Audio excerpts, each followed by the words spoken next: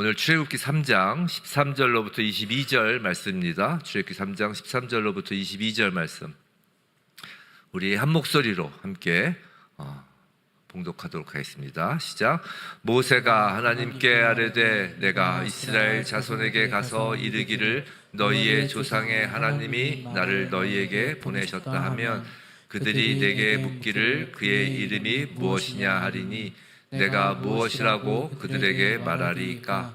하나님이 모세에게 이르시되 나는 스스로 있는 자이니라. 또 이르시되 너는 이스라엘 자손에게 이같이 이르기를 스스로 있는 자가 나를 너희에게 보내셨다 하라. 하나님이 또 모세에게 이르시되 너는 이스라엘 자손에게 이같이 이르기를 너희 조상의 하나님 여호와 곧 아브라함의 하나님, 이삭의 하나님, 야곱의 하나님께서 너희에게 보내셨다 하라. 이는 나의 영원한 이름이요 대대로 기억할 나의 칭언이라. 너는 가서 이스라엘의 장로들을 모으고 그들에게 이르기를 여호와 너의 조상의 하나님 곧 아브라함과 이삭과 야곱의 하나님이 내게 나타나 이르시되 내가 너희를 돌보아 너희가 애굽에서 당한 일을 확실히 보았노라. 내가 말하였거니와 내가 너희를 애굽의 고난 중에서 인도하여 내어 젖과 꿀이 흐르는 땅 곧 가나안 족속, 헷 족속, 아모리 족속, 브리스 족속, 히위 족속, 여부스 족속의 땅으로 올라가게 하리라 하셨다 하면 그들이 내 말을 들으리니 너는 그들의 장로들과 함께 애굽 왕에게 이르기를 히브리 사람의 하나님 여호와께서 우리에게 임하셨은즉 우리가 우리 하나님 여호와께 제사를 드리려 하오니 사흘길쯤 광야로 가도록 허락하소서 하라. 내가 아노니 강한 손으로 치기 전에는 애굽 왕이 너희가 가도록 허락하지 아니하다가 내가 내 손을 들어 애굽 중에 여러 가지 이적으로 그 나라를 친 후에야 그가 너희를 보내리라. 내가 애굽 사람으로 이 백성에게 은혜를 입히게 할지라. 너희가 나갈 때에 빈손으로 가지 아니하리니 여인들은 모두 그 이웃사람과 및 자기 집에 거류하는 여인에게 은폐물과 금폐물과 의복을 구하여 너희의 자녀를 꾸미라. 너희는 애굽 사람들의 물품을 취하리라. 아멘. 우리는 지금 출애굽기를 통해서 성경 전체의 대주제인 구원에 관하여 지금 보고 있어요. 구원은 하나님의 언약에 근거한 것이라고 했습니다. 그리고 그 언약의 통로로서 세 가지를 보았죠. 사랑과 긍휼, 열심과 열정, 그리고 부르짖음이 있음을 보았어요. 또 지난주에는, 이게 지지난주까지 내용이었고, 이제 지난주에는 언약을 행하시는 하나님의 방법으로서 세상의 신을 벗는 하나님의 백성과 하나님께서 함께 하심이 무엇인지에 관하여도 우리가 보았습니다. 그렇다면 과연 이 언약의 주체이신 하나님이 누구실까냔 말이에요. 하나님. 우리가 지금까지 언약의 통로, where를 보았고, 언약을 하는 방법, 그러니까 하나님의 일하시는 방법, how를 보았다면 그 무엇보다 중요한 이제 who를 보아야 되는 거예요. who를. 이 성경은 하나님의 자기 계시라고 했죠. 하나님의 자기 계시, 자기를 알려주는 계시인데 우리가 우리를 소개할 때 제일 먼저 뭘 소개해요? 이름을 소개하잖아요. 마찬가지로 하나님의 자기 계시로서 하나님의 이름을 알려주는 오늘 장면이야말로 성경 전체에서 매우 중요한 장면이 아닐 수 없는 것입니다. 하나님은 떨기나무 가운데 불로 임하셔서 인류에게 처음으로 하나님의 이름을 계시하십니다. 이전까지 그 누구에게도 알려주지 않은 하나님의 이름입니다. 출애굽기 6장 2절 3절엔 이런 말씀이 있어요. 하나님께서 모세에게 이런 말씀을 하셨는데 출애굽기 6장 2절 3절 우리 한번 읽어볼까요? 시작. 하나님이 모세에게 말씀하여 이르시되 나는 여호와이니라. 내가 아브라함과 이삭과 야곱에게 전능의 하나님으로 나타났으나 나의 이름을 여호와로는 그들에게 알리지 아니하였고라고 하죠. 자, 하나님은 아브라함과 이삭과 야곱에게는 전능의 하나님으로는 나타나셨다는 거예요. 하지만 하나님의 이름인 여호와를 그들에게 알리지 않았다고 하시는 거예요. 전능의 하나님은 히브리어로 엘 샤다이죠. 전능하신 하나님입니다. 그래서 창세기 17장에서 아브라함에게 알려주신 그 내용인데, 하지만 여호와, 우리가 잘 알고 있는 이 여호와라는 하나님의 이름은 모세에게 처음으로 알려주셨다는 것이에요. 그럼 이제 좀 갸웃하시는 분들도 계시죠. 이상한데 창세기 2장부터 여호와라는 단어가 성경에 나오는데 이게 어찌 된 일이지? 라고 갸웃하는 분도 계시겠지만, 창세기를 누가 기록했죠? 모세가 기록한 거예요. 모세 오경이잖아요. 그러니까 모세가 기록하였으니까, 모세는 창세기부터 당시 아브라함과 이삭과 야곱도 모르던 창세기를 기록할 때 여호와라는 이름을 기록할 수 있었던 거예요. 이상하지 않죠? 자, 창세기 1장 1절은 이렇게 시작해요. 태초에 하나님이 창조하시니라. 천지를 창조하시니라. 그래서 태초에 하나님이 창조하시니라. 이걸 히브리어로 하면 베레시트 바라 엘로힘이에요. 천지를까지 하면 이제 히브리어가 더 복잡해지니까 하나님이 태초에 창조하시니라 이거를 하면 베레시트, 태초에, 바라, 창조하다, 엘로힘, 하나님 이렇게 되는 거예요. 자, 바라 엘로힘, 하나님이 창조하시다입니다. 그래서 엘로힘이 우리가 잘 아는 하나님으로 번역된 히브리어예요. 이 단어는 엘의 복수형입니다. 엘은 소위 말해서 신이라고 하는 보통 명사예요. 보통 명사. 그래서 바알 신도 바알 엘인 거예요. 엘, 바알, 엘 이렇게 부르니까 보통 명사. 이해하셨죠? 마치 목사하면 그냥 보통 명사죠. 근데 남윤재 목사, 한영호 목사 이러면 고유 명사가 되는 것처럼 그냥 엘 하면 보통 명사예요. 모든 신을 총칭하는 보통 명사입니다. 근데 그 엘을 엘로힘, 이 임은 복수형 어미예요. 그래서 그 엘을 복수형으로 쓰고 창조하다, 이 바라는 그 단수형을 써요. 무슨 말이냐면 주어는 복수형 엘로힘을 쓰고 동사는 단수형 바라를 쓴다고요. 희한하죠? 주어가 복수형인데 동사는 단수형이에요. 그래서 이것을 두고 이제 삼위일체를 보여주는 것이다 라고 이제 하시는 분들도, 신학자들도 있어요. 뭐 틀린 얘기는 아니지만 모세 때는 이제 삼위일체 그 교리가 없었죠. 삼위일체 교리는 이제 신약시대 교리인데 이분들이 참 믿음이 좋은 거예요. 틀린 게 아니라 믿음이 좋은 겁니다. 근데 이 엘의 복수형 엘로힘은 제가 성경 공부 때도 말씀을 드렸지만 이걸 장엄 복수형이라고 해요. 장엄 복수형. 그게 무슨 말이냐면 모든 신들을 아우르는 신, 신 중의 신, 유일한 절대 신을 의미하는 거예요. 이게 복수형을 써서 이거 장엄 복수형이라고 하는 거예요. 그리고 이 유일신 절대신의 개념으로 한국의 기독교에서는 이 엘로힘을 하나님으로 번역하는 것이에요. 천주교에서는 뭐라고 번역하죠? 하느님, 하늘님 이렇게 번역하죠. 근데 그것보다는 하나님이 더욱 적절한 것이에요. 왜냐하면 하늘 하면 웬만한 종교는 다 신으로 여겨요. 하늘이시여, 하늘이시여. 그렇죠? 즉 하늘 하면 웬만한 종교에서는 다 신으로 여기는 보통 명사처럼 이제 사용되는 그 명사지만, 하나님, 하나란 것이죠. 하나. 하나는 절대 유일성을 강조하기 때문에 하나님이 아주 탁월한 번역입니다. 여하튼 하나님은 아브라함, 이삭, 야곱에게는 그 엘로힘, 그 절대 유일신으로서의 하나님만을 알려주셨는데 여호와로는 알려주시지 않으셨다는 것이에요. 그럼 왜 하나님은 아브라함, 이삭, 야곱에게도 알려주지 않은 그 하나님의 이름인 여호와를 모세에게는 알려주셨을까요? 왜 그러셨을까요?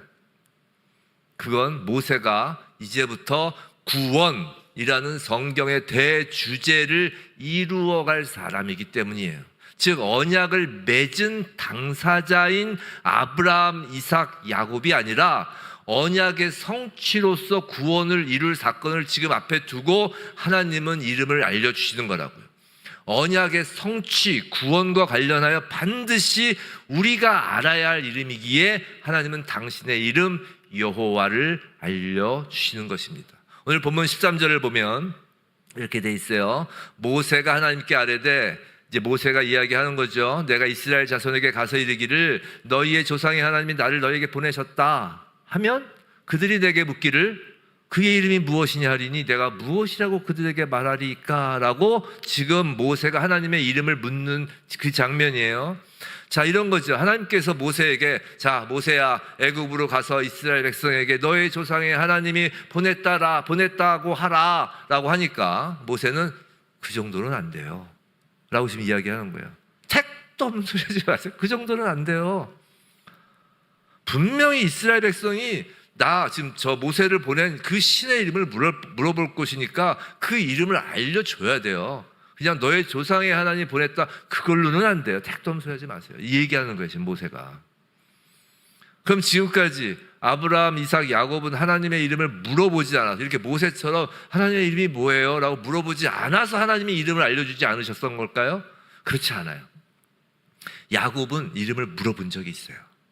언제냐면 야복강가에서 하나님과 씨름을 하고 이 환도뼈가 위골된 이후에 야곱은 그 환도뼈가 위골된 상황에서도 그 하나님을 붙잡고 날 축복해 주지 않으면 못 가요 라고 이렇게 붙잡은 적이 있어요. 그죠? 잘 아시죠? 그러면서 야곱은 그 하나님의 이름을 알려달라고 그런다고요. 근데 하나님은 그런 야곱에게 이름을 알려주셨을까요? 안 알려주셨어요. 축복은 해주셨어요. 근데 이름은 알려주지 않으셨어요. 왜일까요? 우리 화요 가스펠 때는 화요 성경 공부 때는 주일 설교 때 말씀드리겠다고 하고 목요 가스펠 때는 이제 스포일을 했습니다. 좀 목요 가스펠 좀 미리 말씀을 드렸는데 자 왜냐하면 이런 거예요. 고대 우상의 모든 신에는 이름이 있었어요. 고대 시대의 신들은 다 이름이 있었어요. 우상들은 그리스 신화를 봐도 그렇잖아요. 온갖 것에 이름이 다 있잖아요. 그 신들에게. 애굽도 여러 신들이 있었죠. 근데 다 이름이 있었어요. 뭐 태양신, 라, 뭐 그런 식으로. 그래서 나중에 이제 그 10개의 재앙, 10개의 재앙이 다 그 애굽의 신들을 하나씩 하나님께서 제하여 버리시는 거잖아요. 근데 꼭 고대뿐이 아니죠. 지금도 이제 부적 쓰잖아요. 무당들. 거기에 막 그 신 이름 막 적는 거예요. 이름이 있었다고요. 근데 그렇게 신의 이름이 있었고 이런 신의 이름을 아는 자가 그 신의 이름을 딱 부르면 신은 달려와 축복을 해줘야 되는 거예요. 그 이름에 신이 달려와 그 이름을 갖고 있는 그 신의 그 신적 능력을 이름을 부르는 자에게 행하여 준다라는 생각을 당시 사람들은 가지고 있었다는 것이에요. 마치 요술 램프 진이를 부르기 위해서 이렇게 램프를 문지르는 것처럼 신의 이름을 딱 부르면 신도 그 진이 그 만화 같은 거 보면 그렇잖아요. 진이가 막 귀찮아하잖아요. 나중에는 또 부르네 막 그러면서 마치 신도 막 피곤하고 귀찮아서 가기 싫은데 어쩔 수 없이 자신의 이름을 부른 사람의 소원을 들어주게 된다라는 생각이 있었다고요. 그래서 신의 이름은 그 신으로부터 축복을 받아내는 매우 중요한 수단으로 여긴 거예요. 그래서 야곱이 이름을 알려달라고 한 거예요. 야곱이 어떤 사람이에요? 보통 사람이 아니잖아요. 그 환도뼈가 위골되고도 그 축복 받겠다고 그리고 그 축복을 단 한 번에 끝내는 게 아니라 내가 이름을 알아서 내가 부를 때마다 하나님의 그 축복을 받겠다고 이름을 알려달라고 한 거라고요. 하나님이 그런 생각을 가지고 이름을 물어보는 야곱에게 하나님의 이름을 알려줄 리가 없는 거예요. 사랑하는 성도 여러분, 하나님의 이름은요 우리에게 소원 성취하라고 주신 주술적 용도로 알려주신 이름이 아니에요. 우리가 부르면 오시고 우리가 안 부르면 안 오시는 그런 하나님이 아니에요.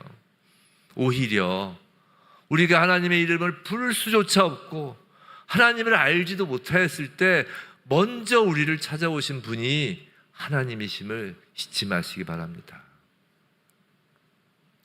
그런데 오늘은 이름을 알려주세요. 자, 생각해 보세요. 이스라엘 백성들은 오랫동안 애굽의 그 문화에 젖어 있었습니다. 그곳에서 갖가지 이름의 신들을 다 알고 있었어요. 어떻게 해야 되는지도 알았어요. 신들을 부르려면 어떻게 해야 되는지도 알았어요. 그렇기 때문에 모세를 보낸 신을 그런 여러 신들과 구별한 어떤 이름이 있을 거 아니냐, 그 신도. 뭐라고 불러야 하는 거야? 라고 궁금했던 거라고요. 자, 신의 이름을 알고 그 이름을 부르면 나타나는 신이어야 자신들에게 뭔가 도움이 될 텐데, 야, 이름도 모른다고 한다면, 이스라엘 백성 그 신이 우리와 뭔 상관이야? 라고 따질 것이 분명한 것입니다. 모세가 지금 하나님의 이름을 물어보는 그 이유가 되는 그 이스라엘 백성들의 그 이름을 알고자 하는 그 동기도 분명 야곱처럼 불순한 것이 분명함에도 하나님은 이번엔 당신의 이름을 알려주신다는 거예요. 왜냐하면 하나님의 목적이 있었기 때문이에요. 하나님의 목적인 언약의 성취, 구원을 이루어야 하는 그 목적이 있었기 때문입니다. 14절, 15절 가장 중요한, 어쩌면 구약에서 가장 중요한, 아니면 성경 전체에서 매우 중요한 구절이죠. 14절, 15절 우리 함께 다시 한번 읽어보겠습니다. 시작. 하나님이 모세에게 이르시되 나는 스스로 있는 자이니라. 또 이르시되 너는 이스라엘 자손에게 이같이 이르기를 스스로 있는 자가 나를 너희에게 보내셨다 하라. 하나님이 또 모세에게 이르시되 너는 이스라엘 자손에게 이같이 이르기를 너희 조상의 하나님 여호와 곧 하나님의 아브라함의 하나님, 이삭의 하나님, 야곱의 하나님께서 나를 너희에게 보내셨다 하라. 이는 나의 영원한 이름이요 대대로 기억할 나의 칭언이라. 아멘. 성도 여러분, 이름이 뭐예요? 이름이 왜 필요하십니까? 그건 남들과 구별하죠, 이름을 통해서. 근데 동명이인도 많잖아요. 근데 이름은 그냥 단순히 구별하려고 부르는 호칭에 머무르는 것이 아니라 그 대상의 본질을 담고 있는 거예요. 그래서 창세기에서 아담이 동물들의 이름을 짓는 장면이 나오죠. 아담이 동물들의 이름을 다 졌잖아요. 그 아담이 동물들의 이름을 다 지은 이유가 뭐예요? 아시는 분? 아담이 왜 동물들의 이름을 다 지었나요? 하나님이 지으라고 해서? 자신의 그 천재성을 발휘하기 위하여? 아담이 동물들의 이름을 지은 이유는 그 중에 아담의 배우자감을 찾기 위해서라고요. 성경 잘 읽어보세요, 그 장면. 아담이 배우자감을 찾기 위해서 동물들의 이름을 짓고 있는 거예요. 즉 아담이 그 피조물들의 이름을 짓는다는 것은 그 피조물 동물들의 본질을 꿰뚫고 있다는 것이에요. 그래서 이름을 지으면서 그 본질을 보니까 아담 자신의 배우자가 될 만한 본질을 갖는 피조물이 없더라는 거예요. 자신과 동등대의, 자신과 같은 본질을 갖고 있는 배우자감이 될 만한 동물들이 없더라는 거예요. 그래서 이름을 지은 거예요. 하나하나 본질을 꿰뚫으려고.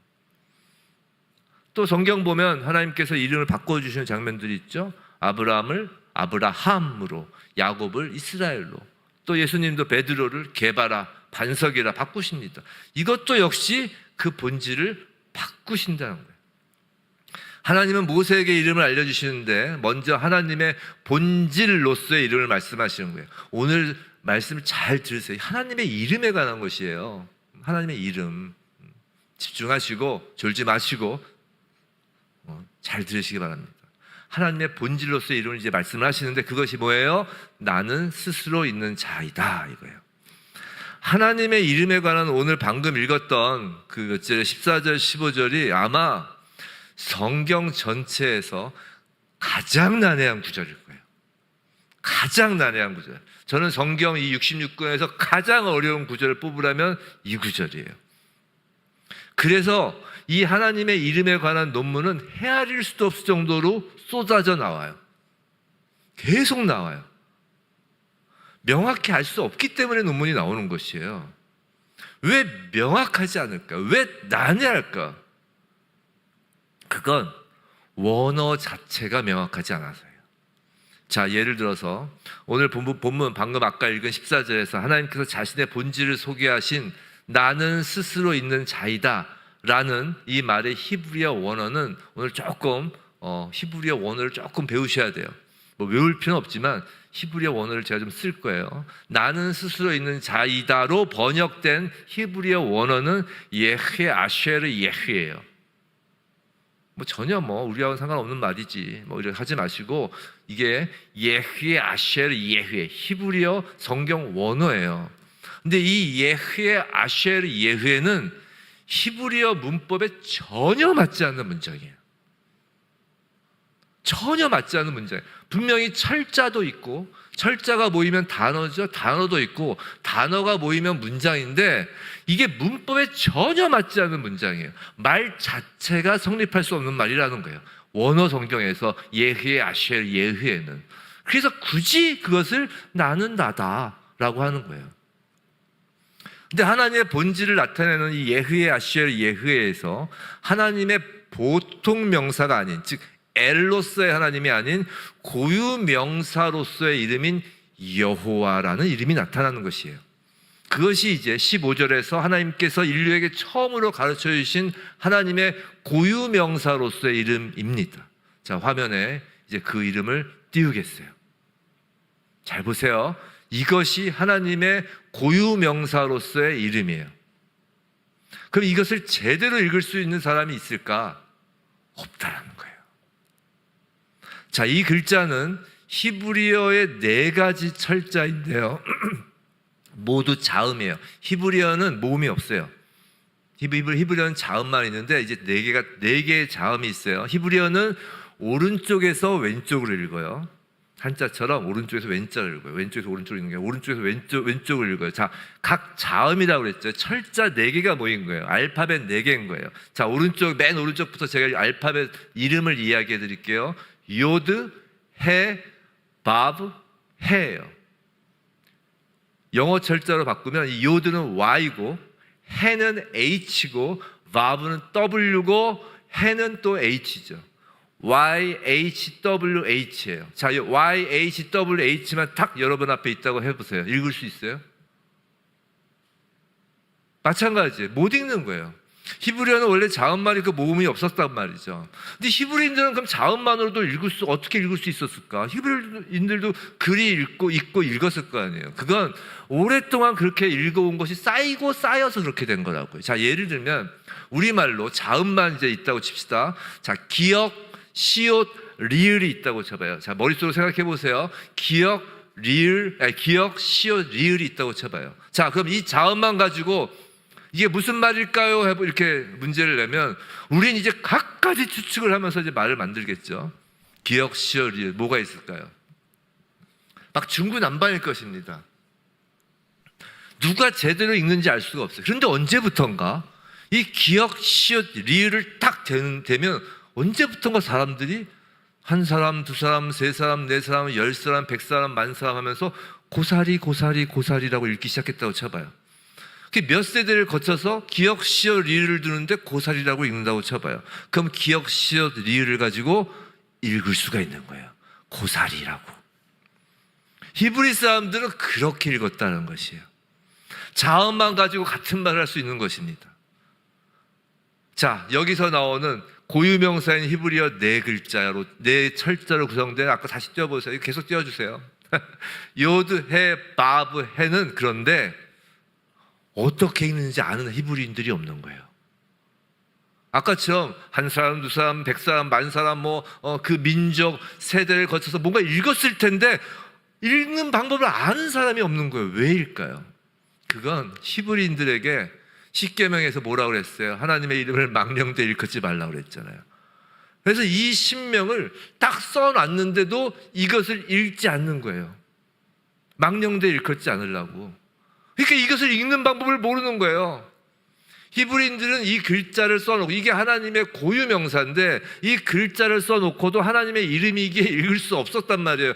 그래서 읽을 수 없으니까 뭐라고 읽는지도 모르고 이것을 읽을 수 없기 때문에, 그래도 글에는 써 있으니까 모세가 창세기부터 이 여호와에 해당하는 단어는 다 이렇게 써 있어요. 모세가 다 이렇게 써놨으니까 읽어야 될 거 아니에요. 읽어야 될 거. 어쨌든 그래서 따로 말을 만들어요. 따로. 그것이 아도나이라는 히브리 말이고 그건 뜻이 있어요. 그게 뭐냐면 주여, 나의 주여라는 뜻이에요. 아도나이라고 별도의 그 단어가 있는데 그걸로 읽어요. 이거를. 이해가 되셨어요? 어렵지 않죠? 쓰기는 이렇게 요드, 헤브, 바브, 헤라고 쓰는데 읽기는 나의 주여라고 읽는다고요. 아도나이라고. 그래서 영어 성경은 이 부분, 구약 성경의 이 부분이 딱 나오면 이거 영어 성경은 뭐라고 번역이 되어 있는지 한번 보세요. 로드라고 되는 거예요. 로드. my Lord, oh Lord, Lord, 주여로 번역이 되어 있는 거예요. 영어 성경은.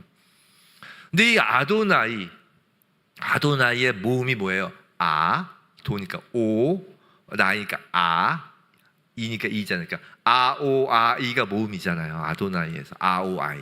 이것을 이 하나님의 신명인 알파벳 요드 해 바브 해, 이것이 영어 알파벳으로 뭐라고 했죠? YHWH라고 했잖아요. 거기에 이 아오아이라는 모음을 갖다 붙이면 대충 발음이 여호와 이렇게 되는 거예요. 즉 정확한 모음을 몰라요. 아무도 몰라요. 그래서 최근 신학자들 또 연구를 하니까 야, 이거를 읽어보니까 여호와가 아니라 야훼라는 것이 맞다라고 하는데, 뭐 이게 야훼든 여호와든 그게 중요한 것이 아니라는 거예요. 아무도 어차피 정확한 발음은 몰라요. 그러니까 지금까지 뭐 입에 편하게 여호와라고 읽던 야훼라고 읽던, 우리가 야훼라고 부르든 여호와로 부르던 상관없어요. 하나님은 다 알아들으시니까. 그런데 이것을 어떻게 읽느냐보다 더 중요한 것은 하나님이 이 단어를 만드실 때 이 단어를 동작을 나타내는 단어로 만드셨다는 거예요. 즉 동사를 쓰신 거예요. 동사로 이름을 만드신 거예요. 뭐 예를 들면 느림보라는 이름을 가진 사람이 있다. 그럼 이제 느린 사람을 지칭하는 말이죠. 빠름이, 그럼 빠른 사람을 나타내는 것처럼 어떤 동작을 나타내는 동사로 이름을 삼으셨다는 것이에요. 근데 이 동사가 어떤 동사냐면 히브리어는 이제 하야 동사라고 하는데 해자는 그 철자를 가지고 동사 하야 동사라고 하는데, 이것을 영어로 치면 비동사로 가는 거예요. 그죠? 이제 이게 되셨죠? 자, 히브리어가 처음으로 번역된 게 헬라어잖아요. 그래서 그 헬라어 언어, 즉 그리스계 언어, 즉 유럽계 언어 계통에서 보면 이게 비동사로 보는 거예요. 자, 이 비동사는 주로 무엇을 나타내는 동사인가요? 이게 그리스 쪽에서, 헬라 쪽에서, 유럽 쪽에서 비동사, 우리가 영어는 계속 아무리 못해도 비동사는 배웠잖아요, 우리가. 비동사는 존재를 나타내는 단어로 우리는 알고 있어요. 존재. 근데 왜 비동사를 존재를 나타내는 동사로 사용했을까요? 그 생각 한번 해보셨어요? 그건 이게 그리스어라고 했잖아요. 그리스 문화에서 유래된 거라고 했잖아요. 그건 수천 년 동안 내려온 헬라 철학의 존재론에서 비롯한 거예요. 그리스 철학은 존재에 관한 탐구라고 해도 과언이 아니라고요. 우리 중학교 때인가 고등학교 때 철학 윤리 배울 때 그리스 철학에서는 뭘 해요? 만물의 기원이 무엇이냐, 그런 거 배웠잖아요. 그래서 만물의 기원이 불이다 라고 하는 어떤 철학자 있었고 뭐다 이렇게 해서 우리 그런 거 배운 기억이 나는데, 여하튼 그리스 철학은 존재의 본질을 찾는 것이 그리스 철학의 중심이었다고요. 그 그리스 존재론 철학이 2000년 동안 하나님을 이해하는 매개체였다고요. 그래서 스스로 계신 자존자로서의 하나님으로 하나님의 본질을 우리가 알고 있는 거예요. 좀 이해가 되셨죠? 두지 마세요. 하나님의 이름에 관한 것입니다. 다른 것도 아니고 우리 조상의 이름 한자 놓고서 이 한자의 뜻은 이렇게 하나하나 풀잖아요. 한자의 뜻은 어떻고 쓸 때 어떻게 쓰고 획이 어떻고 너의 이름을 지을 때 몇 획으로 지었고, 하물며 사람 이름도 얘기하는데 이 하나님의 이름을 지금 우리가 알아가는 거예요. 중요해요.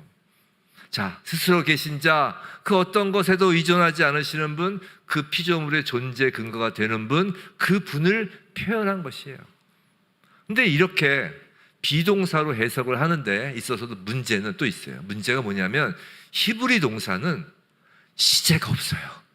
참 없는 것도 많죠. 모음도 없어, 시제도 없어. 자, 영어뿐만 아니라 우리나라 말도 웬만한 언어에서 시제가 있죠. 대표적인 시제 3가지 있죠. 뭐 있어요? 과거, 또 현재, 미래. 기본적으로 3시제는 갖고 있잖아요. 우리 영어 잘하시는 분도 계시죠. 영어 기본적으로 과거 시제, 현재 시제, 미래 시제. 근데 히브리 동사는 이런 시제로 시간을 표시하지 않고 동작으로 표시해요. 즉 히브리어는 시제는 없고 동작만 있는데 딱 2개만 있어요. 뭐냐면 동작이 끝난 것, 동작이 끝나지 않은 것. 딱 2가지로만 동사를 표현해요. 자, 동작이 끝난 것. 자, 이걸 시제로 표현하면 영어로 치면 과거죠. 그죠? 근데 동작이 끝나지 않은 것. 이건 현재이거나 미래인 것이죠. 자, 히브리어의 이 동작의 개념을 굳이 우리가 잘 익숙한 시제라고 하니까 히브리어는 동작이 끝난 완료형, 아직 끝나지 않은 미완료형만 있는 거예요. 근데 하나님은 하나님의 이름을 지금 동사로 표현하면서 그 하야 동사의 미완료형으로 자신의 존재를 알려주신 거라고요. 그래서 영어 성경으로 이걸 비로 번역했다고 그랬잖아요. 비동사로, 그 하야 동사를, 히브리 동사를 비동사로 번역을 했기 때문에, 존재론 때문에. 그래서 영어 성경으로는 그 비동사의 현재형 또는 미래형으로 번역하는 거예요. 그래서 우리가 잘 아는 I am who I am 또는 I will be that will be로 번역하는 거예요. 자, 이렇게 헬라 철학의 존재론을 통해서 그동안 여호와 이름을 해석했는데 그동안 또 많은 연구가 쏟아졌다고 했잖아요. 그래서 최근의 결론은 그리스 철학에 근거한 존재론보다는 오히려 이 문맥에 맞는, 이 성경 자체의 문맥에 맞는 해석으로서 하나님의 이름에 관한 연구가 이루어졌고 그것이 옳다고 하는 견해가 많아요. 자, 뭐냐면, 자, 하나님 동작이 끝나지 않았다라는 것에 집중한다는 것이에요.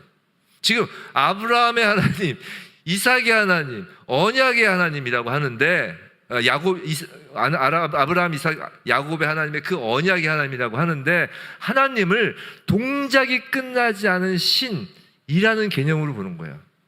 이런 거예요. 하나님은 아브라함과 이삭과 야곱과 언약을 맺었는데 이제 그 언약을 끝내고 주무시는, 즉 완료형의 신이 아니라 계속해서 언약을 이루시고 행동하고 앞으로도 하겠다는 미완료형의 신이라는 거예요. 계속해서 일하시는 하나님이라는 거예요.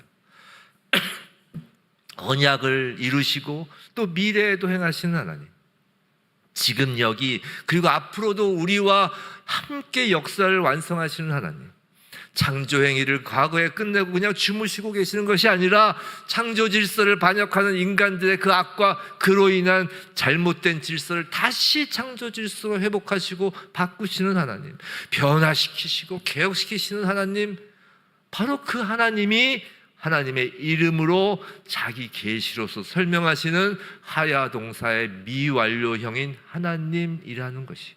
그렇기 때문에 여호와 그 이름은 오늘 15절에서 뭐라고요? 영원하고 대대로 기억할 칭호다라는 것이.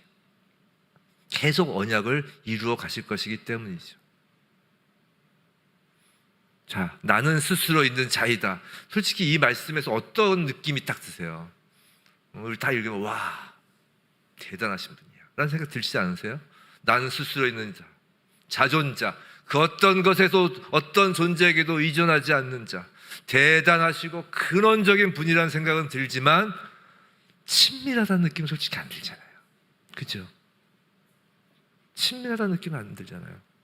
하지만 존재가 아닌 동작 개념으로 해석할 때 하나님은 멀리 하늘에서 혼자 이렇게 팔짱 끼고 이렇게 주무시는, 나와 무관하신 하나님이 아니라 나와 계속하여 관계를 맺고 동행하시는 하나님임을 경험하게 되는 것이고 날마다 우리와 함께 하시는 하나님임을 느끼게 되는 거라고요. 자, 그런데 여기서 끝나는 것이 아닙니다. 아마 이건 고대 근동의 쐐기 문자에서 유래한 것으로 보이는데, 그리스 철자, 그리스 알파벳 하나하나에는 각 글자가 가지고 있는 뜻이 있어요. 그 모양에 따라서 이렇게 뜻이 있어요. 마치 그 중국의 상형 문자 비슷한 거죠. 그러니까 히브리 철자에 각각 갖고 있는 뜻이 있는데, 아까 본 그 네 가지 철자를 다시 보겠습니다. 자, 오른쪽부터 본다고 그랬어요. 첫째, 둘째, 셋째, 넷째 철자가 있다고 그랬어요. 요드, 해, 바브, 해라고 그랬어요. 자, 먼저 두 번째, 네 번째 그 철자가 두 개 같으니까 이 두 번째, 네 번째 철자로서 이게 하야 동사에 쓰인 해라는 철자인데, 이 철자의 뜻은 뭐냐면 보다, 창문, 호흡, 그런 뜻이 있어요. 자, 글자 모양을 보면 어때요? 이게 뭐냐면 유목민이잖아요. 히브리산. 이게 유목민들이 펼치는 이 천막이라고요. 천막. 근데 천막 윗부분이 살짝 열려 있잖아요. 천막 위를 이렇게 살짝 드러낸 모양이에요. 그 보다 이렇게 천막을 살짝 드러내고 밖에도 보고 밖에서 안에서도 이렇게 보고 보다라는 거예요. 그러니까 이게 창문의 역할도 하는 거예요. 이게 살짝 드러내서 또 창문을 통해서 바람이 통하죠. 바람이 임하고 호흡을 하는 거예요. 계속 그런 식으로 해서 해라는 이 철자의 뜻이 뭐냐면 보다, 창문, 호흡이라는 뜻을 가진 단어라는 거예요. 자, 동사라고 했으니까 보다죠. 자, 보다의 미완료라고 그랬죠. 계속 보다라는 뜻이라고요. 자, 그럼 맨 앞에 철자 요드는 의 뜻이 무엇이냐? 이 철자마다 뜻이 있으니까 요드의 뜻이 뭐냐? 요드는 요거예요. 요거. 요 모양이 요거거든요. 이게 뭐냐면 손이란 뜻이에요. 손 모양. 그러니까 앞에 두 글자 붙여서 철자를 보면 요드해잖아요. 앞에 두 글자죠. 요드해. 자, 손. 근데 뭐라고 해? 보다. 손을 보라. 이런 거예요. 자, 그럼 세 번째 때 바브는 무슨 뜻을 가진 단어일까요? 이것도 이제 모양을 생각해 보세요. 대충 짐작이 되시죠? 이렇게 돼 있죠. 탁 이렇게 돼 있죠. 이렇게. 이게 뭐예요? 이건 뭐와 같아요? 갈고리 같죠. 갈고리. 이것도 못이라는 뜻이에요. 갈고리 못이라는 뜻이에요. 그럼 뒤에 두 글자 바브 해죠. 이게 뭐예요? 그러면은 못을 보라예요. 하나님의 이름에 담긴 내용은 손을 보라, 못을 보라예요. 무엇이 떠오르죠? 십자가에 못 박히신 예수 그리스도신 거예요. 성도 여러분, 제자 빌립이 하나님을 보여달라고 할 때 예수님이 뭐라고 하셨나요? 어찌 하나님을 보여달라고 하느냐? 나를 본 것이 아버지를 본 것이다 라고 하셨어요. 지금 모세는 하나님께 하나님의 이름을 알려달라고 하시는 거예요. 그에 대해 하나님 뭐라고 하시는 거예요? 십자가에 못 박힌 예수를 보라. 바로 나다. 하나님이다. 라고 하시는 거라고요. 물에 떠내려가 죽을 수밖에 없는 한 사람이 있다고 칩시다. 아니, 또는 자꾸 물에 떠내려간 걸 얘기하니까 또는 죽을 죄, 뭐 예를 들어서 살인죄를 지어서 이제 사형 집행 틀에서 곧 죽을 운명의 사람이 있다고 칩시다. 제가 어저께 이 내용으로 저희 회사에 안 믿는 저희 친구한테 이 내용 했더니만 눈물이 이렇게 맺히더라고요. 예수를 안 믿는데. 저기 설교 준비한 걸 이렇게 하면서 한번 제 사무실에서 설교문 쓰다가 뭐해? 이렇게 해서 한번 쭉 얘기해 줬거든요. 눈물이 쫙 맺히죠. 한번 잘 들어보세요. 여러분 우시라고 하는 얘기가 아니라 하나님의 이름이 무엇인지를 말씀드린 거예요. 자, 물에 떠내려가 죽을 수밖에 없는 운명인 사람이 있어요. 아니면 살인죄를 지어서 사형틀에 못 걸고 있는 사람이 있다고 쳐봅시다. 그때 제가, 여러분 각자가, 제가 그 사람을 대신해서 물로 뛰어들어 죽고 그 사람을 살릴 수는, 형틀에 있는 그 사람을 내리고 내가 대신 형틀에 목을 달아 죽을 수도 있을 거예요. 어떤 경우에 따라서, 그렇잖아요. 그 사람과 나의 관계에 따라서 내가 대신 죽을 수 있을 거예요. 여러분도 그럴 수 있을 거예요. 그런데 제가 그 사람을 살리자고 제 딸을 보고 네가 가서 그 사람 대신 죽어라 라고 할 수 있을까요? 여러분 사랑하는 아들, 딸 다 있으시죠? 그 아들, 딸더러 네가 저 사람 위에 대신 죽었으면 좋겠다라고 말할 수 있겠어요? 여러분 자녀에게 지금 사형수가 지금 형틀에 죽는데 야 네가 가서 대신 죽어라 라고 할 수 있겠어요? 상상할 수 없죠. 그러실 수 있는 분이 자신 한번 손 들어보세요. 나 그럴 수 있어. 뭐 까짓까. 그러실 분 있어요? 없어요. 상상할 수도 없는 거예요. 말도 안 된다고 생각하죠. 또한 만약에 아버지인 제가 제 딸에게 자, 그 사람을 위해 네가 대신 죽어라 라는 말을 했는데 그 말을 제 딸이 들었다면 제 딸이 뭐라고 하겠어요? 네, 아버지 그렇게 하겠습니다. 그렇게 할까요? 아버지가 미쳤네. 이 아버지 미쳤네. 그럴 거 아니에요. 펄펄 뜰 겁니다.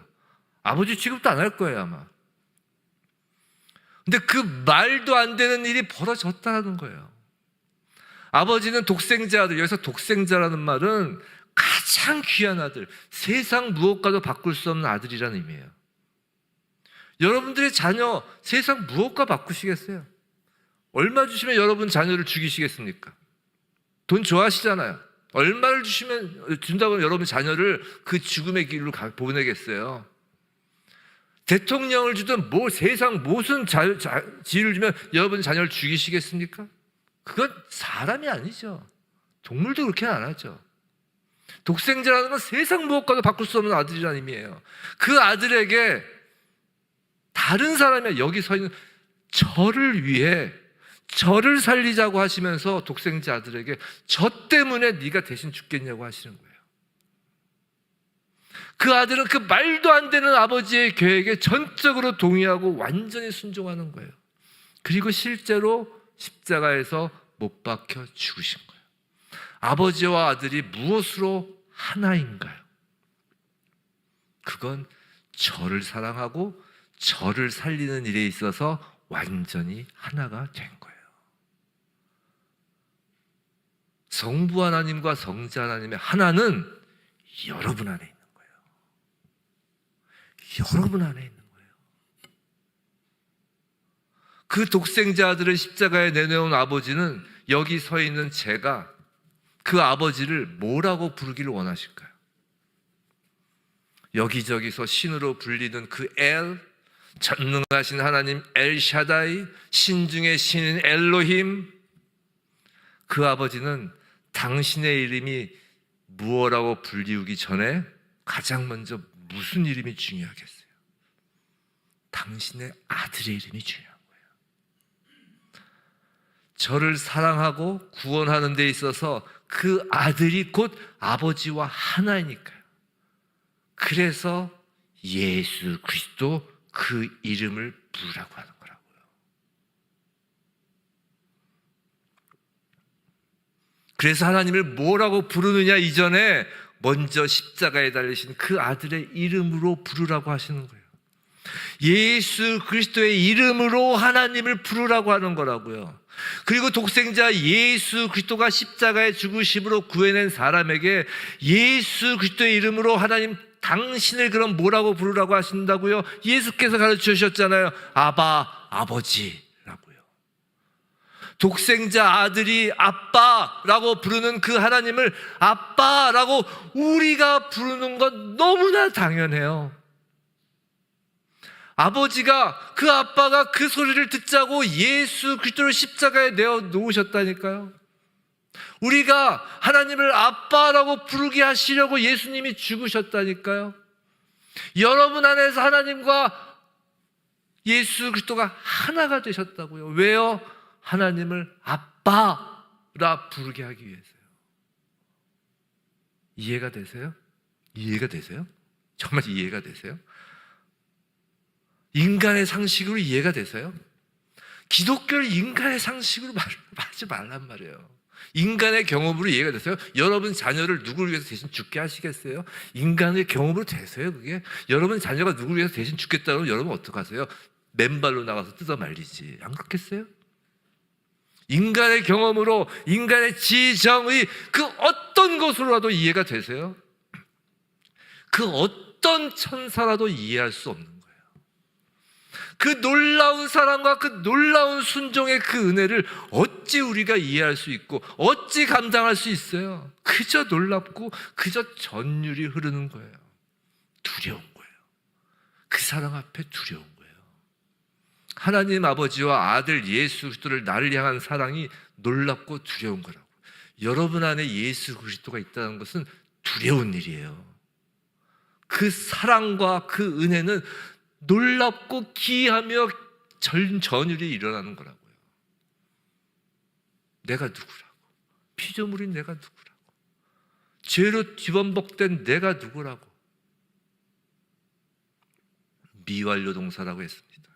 그 십자가를 보는 것이 한 번에 끝나는 사건이 아니라는 거예요. 지금도 진행되고 있는 동사라는 거예요. 2000년 전 예수께서 십자가에서 죽으신 그 사건은 2000년이 지난 오늘날에도 그 십자가를 보는 사람들에게 구원으로 계속되고 있는 거예요. 그럼 어떻게 예수 그리스도의 십자가, 하나님의 이름이 우리의 삶 속에서, 여러분의 삶 속에서 그냥 관념적으로 말고 지금 그거를 깨는 거예요. 난 스스로 있는 자이다. 그러니까 관념적으로 스스로 계시면 이게 아니라 하나님의 계속된 동작으로 우리의 삶 속에서 어떻게 미완료로 그럼 진행되고 있는 것일까? 여러분 신앙생활에서 가장 중요한 게 뭐예요? 말씀과 기도잖아요. 우리의 말씀과 기도, 특별히 기도 가운데 어떻게 진행형으로 지금 되고 있는가? 그 하나님의 이름이 예수께서 가르쳐 주신 주기도문에 하나님의 이름에 관한 기도가 나와요. 하늘에 계신 우리 아버지. 그게 뭐예요? 이때는 뭐예요? 하늘에 계신 우리 아버지요. 반응을 해주세요. 응? 이름이 거룩히 여김을 받으시오며. 자, 그럼 이름이 거룩히 여김을 받는다는 것이 무슨 의미가 담겨 있을까요?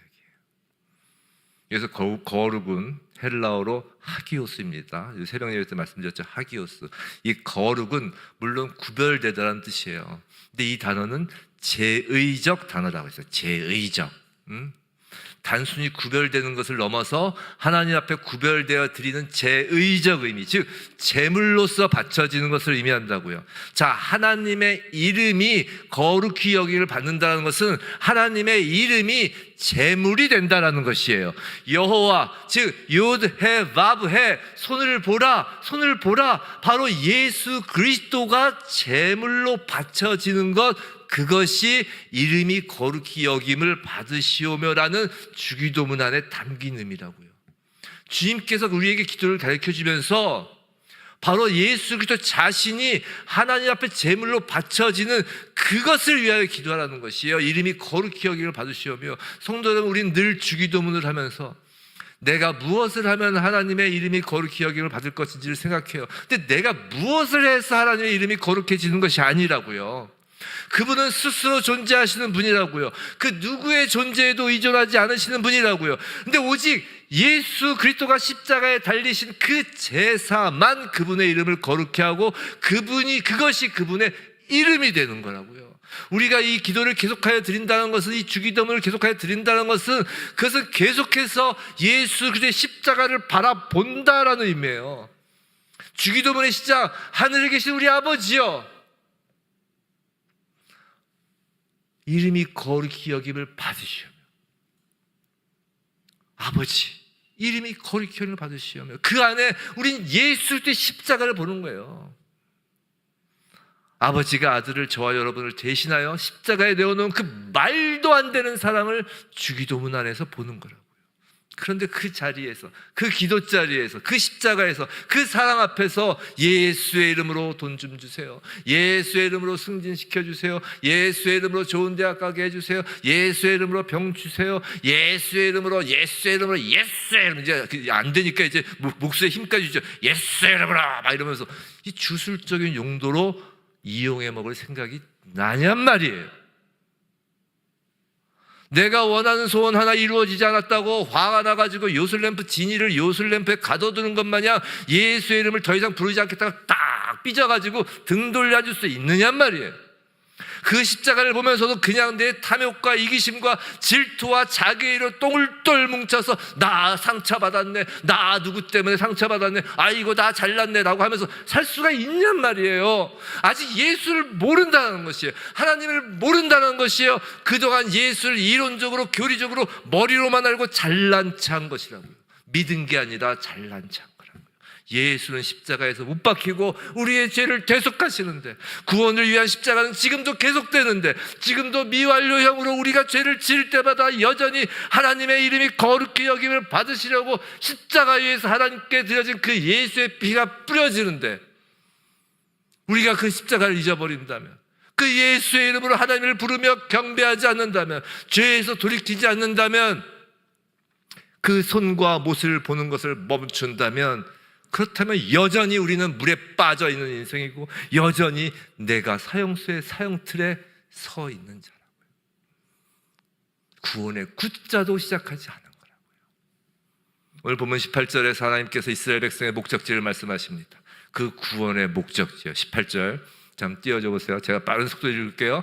그들이 내 말을 들으리니 너는 그들의 장로들과 함께 애굽왕에게 이르기를 히브리 사람의 하나님 여호와께서 우리에게 임하셨은즉, 우리가 우리 하나님 여호와께 제사를 드리려 하오니 사흘길쯤 광야로 가도록 허락하소서 하라. 왜 사흘길일까요? 예수께서 사망 끝까지 내려가신 시간이 사흘이기 때문이에요. 그래서 아브라함이 이삭을 데리고 며칠 길을 갔어요? 모리아산에 사흘 길을 갔어요. 자, 그 사흘 길을 이스라엘 백성이 가서, 즉 자기 십자가를 지고 자기를 부인하며 가서 하는 것이 무엇이라고요? 우리 하나님 여호와께 제사를 드리는 거라고요. 성도 여러분, 저와 여러분이 오늘 드리고 있는 이 예배를 위해 하나님은 독생자 예수 그리스도를 십자가에 내어 놓으신 거라고요. 여러분 이렇게 예배 드리게 하기 위해서 독생자 예수 그리스도를 내어 놓으신 거예요. 그리고 우리는 그 사랑을 가슴 터지도록 받았기 때문에 우리 역시 자기 십자가를 지고 자기를 부인하며 이 예배 자리에 나온 거라고요. 모세 혼자가 아니라 우리가 주님의 몸이 되어 우리 하나님 여호와께 제사를 드리려 말이에요. 성도 여러분, 말씀에 대한 이 순종은요 너무나 당연한 것이에요. 무거운 게 아니라 우리의 짐이 무거운 게 너무나 당연한 거예요. 예수의 손을 보면 당연한 거예요. 예수의 손에 박힌 못을 보고 있는 자라면 순종은 너무나 당연한 것이에요. 정말 십자가 은혜가 진행형인 성도라면 오히려 더 순종할 거 없어요? 더 순종할 거 없어요? 라고 찾아 나설 것이에요. 제가 어저께 그 친구한테 딱 물어봤어요. 그 친구도 아들이 하나 있거든요. 늦게 본 아들이에요. 저랑 동갑인데 그 아들이 이제 중학교 2학년이에요. 정말 늦게 봤죠. 눈에 넣어도 안 아플 그 외아들이에요. 내 친구가 네 그 아들을 다른 사람을 위해서 죽게 했는데 그 사람이 그 아들 이름도 기억하지 않고 그 아들의 유지도 받들지 않고 너에 대해서 막대한다면 어떻게 생각하니? 딱 한마디로 사람이 아니지. 자, 하나님이 사람을 만드셨는데 사람이 아니면 뭐가 돼요? 하나님이 노아의 홍수로 쓸어버리신 건 더 이상 사람이 아니기 때문에 쓸어버린 거예요. 하나님이 계획하신 사람이 아니라 동물만도 못하니까 쓸어버리신 거라고요. 딱 그 친구 이야기가 그거예요. 사람이 아니지.